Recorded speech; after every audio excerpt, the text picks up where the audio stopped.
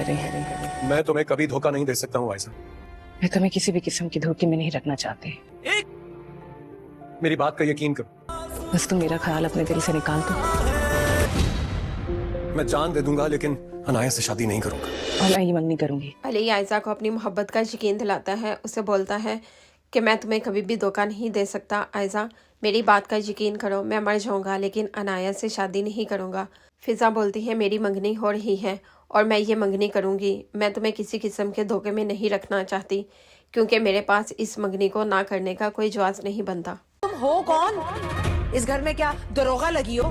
हाँ जी सॉरी, वो मुझसे मिले बगैर जा रही थी तो। तुम हो हर आने जाने वाला तुमसे पूछ कर आएगा।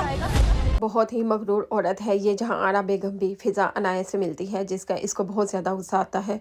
फिजा बोलती है आई एम सॉरी आंटी, वो मेरे से मिले बगैर जा रही थी इसलिए मैं उससे मिलने यहाँ आ गई।